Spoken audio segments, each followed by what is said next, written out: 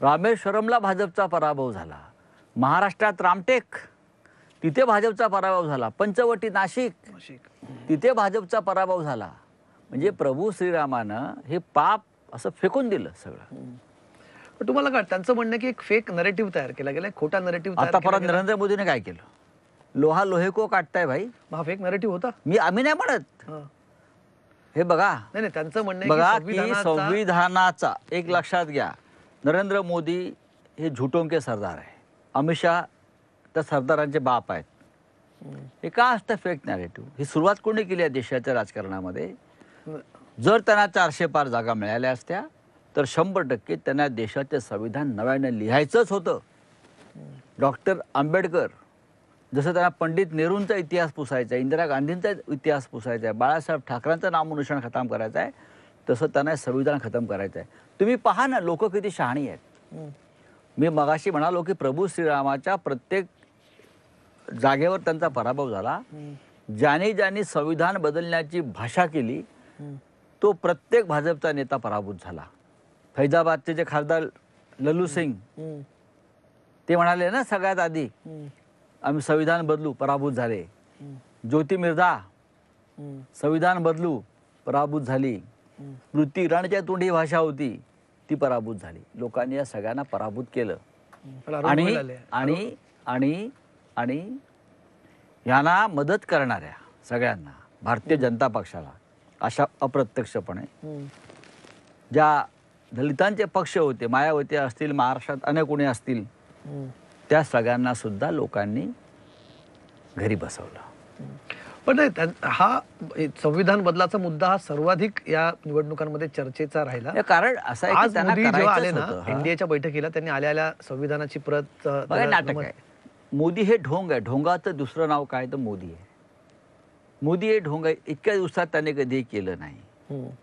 मोदी हे ढोंगाचं दुसरं नाव आहे. मोदी आणि ढोंग या एकाच नाण्याच्या दोन बाजू आहेत. आम्ही त्यांना जवळून पाहतो ना, आम्हाला माहिती आहे. तुम्ही टीव्हीवर काय बघताय, त्यांना डॉक्टर आंबेडकरांविषयी या संविधानाविषयी किती प्रेम आहे आम्ही पाहिलंय. या देशातच्या लोकशाहीमध्येच कायद्याचा सगळ्यात जास्त गैरवापर करणारं सरकार आणि प्रधानमंत्री कोणी असतील तर ते मोदी आणि गृहमंत्री शहा. जे त्यांचे घटक पक्ष आहेत आता नवीन, नितीश कुमार किंवा चंद्राबाबू यांच्याकडून याबाबत काही भूमिका घेतली जाईल असं तुम्हाला वाटतं? बघा नरेंद्र मोदी किती ढोंगे आहेत. नॅरेटिव्ह म्हणताय ना. काँग्रेस सत्तेवर आली म्हणजे इंडिया आघाडी सत्तेवर आली तर हे मुसलमानांना आरक्षण देतील असं त्याने हिंदूंना चिथवण्याची भाषा केली. आज चंद्राबाबू नायडू आणि नितीश कुमार हे मुसलमानांना आरक्षण देण्याच्या बाजूने आहेत. आपापल्या राज्यामध्ये त्यांची ती भूमिका आहे. ह्याच्यावर मोदींचं काय म्हणणं आहे? हिंदुत्ववादी मोदी म्हणतात ना स्वतःला की आम्ही सत्तेवर आलो तर मुसलमानांना आरक्षण देतील. ही प्रधानमंत्र्यांना भाषा शोभते का एखाद्या? मुसलमान या देशाचे नागरिक आहेत. तुमचं काय रीडिंग आहे? म्हणजे मोदींच्या 2 टर्म या आधीच्या ज्याच्यामध्ये ते एकदा पहिल्या टर्ममध्ये 282, दुसऱ्या टर्ममध्ये 303 आणि आता सोबत आघाडीचं सरकार त्यांना चालवायचं ज्याच्यामध्ये आघाडी खूप पॉवरफुल असणार आणि दोघंही तसे म्हणजे हुए खिलाडी राजकारणातले नितीश कुमार असतील किंवा चंद्राबाबू ज्यांनी आघाडीच्या राजकारणामध्ये नितीश कुमार आणि चंद्राबाबू हे मोदी शहांचे बाप आहेत एवढंच मी सांगतो. त्यांनी जास्त राजकारणातले उन्हाळे पावसाळे पाहिलेले आहेत. हे 2 व्यापारी असतील स्टॉक एक्सचेंज मधले, शेअर बाजार मधले, हे 2 व्यापारी आहेत. हे ईस्ट इंडिया कंपनी गुजरातचे डायरेक्टर्स आहेत. ईस्ट इंडिया कंपनीचं सगळ्यात मोठं केंद्र शेवटी गुजरातला होतं व्यापाऱ्यांकडं. महात्मा गांधींना हे कळलं की इथे राहून काय देशाला स्वातंत्र्य मी मिळवू शकत नाही, म्हणून महात्मा गांधी गुजरातमधून बाहेर पडले. ते महाराष्ट्रात आले, दिल्लीत गेले, चंपारणात गेले. ते मरायलाही गुजरातला गेले नाही. या व्यापारी मंडळामध्ये स्वातंत्र्य मी मिळवू शकणार नाही. त्याच्यामुळे देशाचं स्वातंत्र्य, लोकशाही, नीतिमत्ता यांच्याशी त्या भूमीचा काय संबंध नाही आहे. त्यातले त्या भूमीतले ते 2 लोक आहेत. हे तुम्ही आधी समजून घेतलं पाहिजे की हे असे का वागतात. त्या मातीचा गुण आहे. व्यापार, प्रॉफिट अँड लॉस या 2 शब्दांशिवाय त्यांना काहीच कळणार नाही ना. म्हणून तर काल 30 लाख कोटीचा शेअर बाजार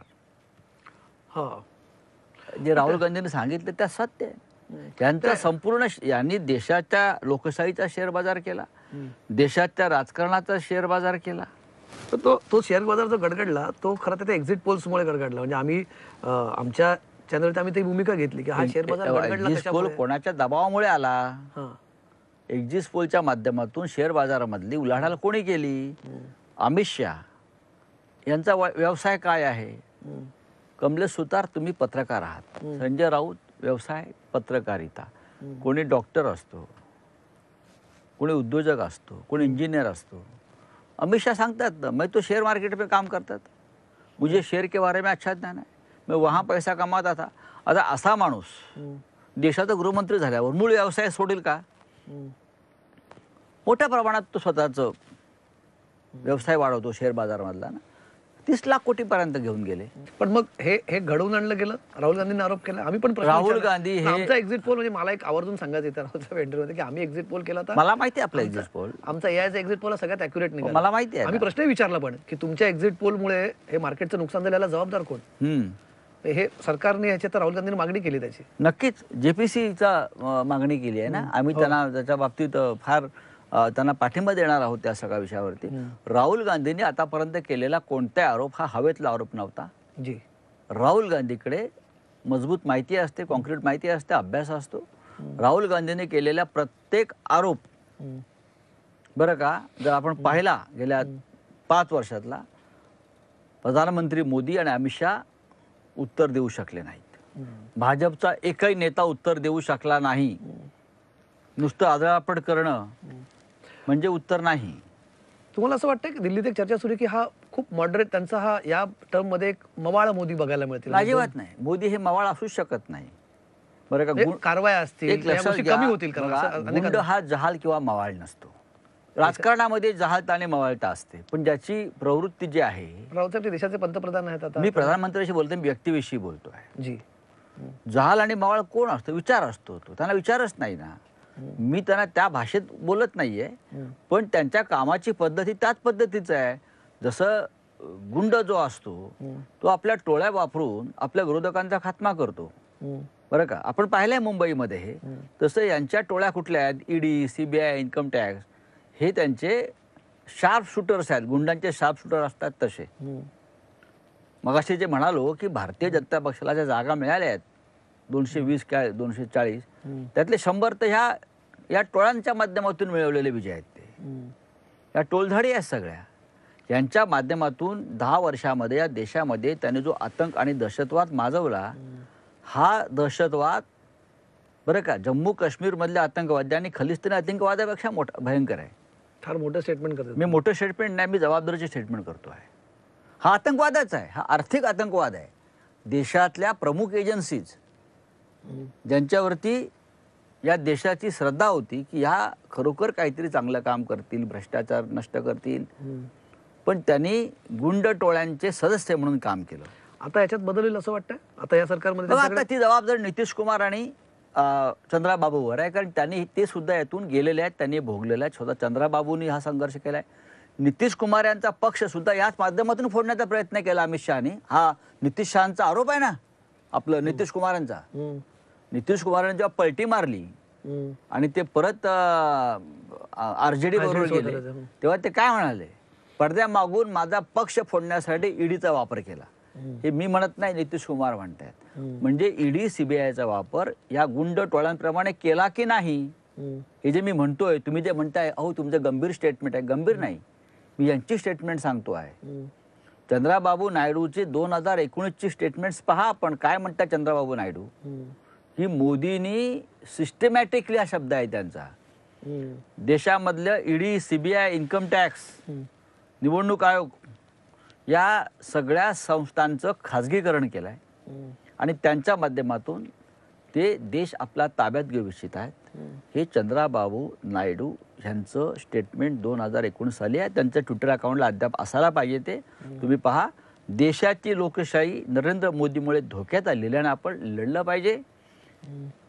इलेक्ट्रॉनिक व्होटिंग मशीनचं मॅनिप्युलेशन करून नरेंद्र मोदी निवडणुका जिंकतायत आणि त्यांनी आंध्रमध्ये मला त्याच पद्धतीनं हरवलं आहे. हे चंद्राबाबू नायडूने वारंवार सांगितलेलं आहे. निवडणूक आयोगावर त्यांना विश्वास दाखवलेला आहे चंद्राबाबू नायडूने. त्याच्यामुळे आता ही सगळी सुधारणा करण्याची जबाबदारी सत्तेत गेल्यावर चंद्रबाबू नायडू आणि नितीश कुमार यांची आहे ना. या चिराग पासवान यात जसं शिवसेनेचा पक्ष काढलं, चिन्ह काढलं आणि कोणाला तरी पक्ष दिला आयऱ्या गायऱ्याला, त्याचा संबंध नाही. चिराग पासवानच्या बाबतीमध्ये नेमकं तेच घडलेलं आहे. त्यांचा पक्ष लोक जनशक्ती पक्ष काढला, खेचून घेतला, चिन्ह केलं, त्यांचं चिन्ह काढलं, त्याच्या काकाला पक्ष दिला ना. त्याच्यामुळे या सगळ्यांनी मोदी शहांची दमनशाही, लोकशाहीवरचा बुलडोझर कसा फिरतो हे पाहिल्यामुळे तुम्ही त्या सरकारमध्ये आता सामील झालाय आणि तुम्ही भाजपचे गुलाम नाही आहात, भाजपचे चमचे नाही आहात, मोदी शहांचे तुम्ही अंधभक्त नाही आहात. तेव्हा तुमची जबाबदारी आहे आता की लोकनियुक्त 2 मुख्यमंत्री तुरुंगात पाठवले गेले. हे दुःख चंद्रबाबूंनी भोगलंय, त्यांना तुरुंगात पाठवलं खोट्या प्रकरणामध्ये. आणि अमित शहांच्या आदेशाशिवाय जगन त्यांना तुरुंगात ठेवूच शकत नाही. तुम्ही एक निवडणुकीत हा मुद्दा म्हणायचा वारंवार विरोधी पक्षाकडनं की जर मोदी तिसऱ्यांदा पंतप्रधान झाले परत एकदा, जे आता होऊ घातलेले आहेत, तर देशामध्ये लोकशाही टिकणार नाही, ही शेवटची निवडणूक ठरेल. मोदी पंतप्रधान झाले, तुम्हाला अजूनही वाटतं का 2024 ही निवडणूक ही शेवटची आज निवडणूक? त्यांनी सार्वमताची भाषा केली. त्यांना लोकशाहीचं महत्त्व आता हळूहळू कळायला लागेल. पण हे ढोंग आहे, मी परत सांगतो, हे ढोंग आहे.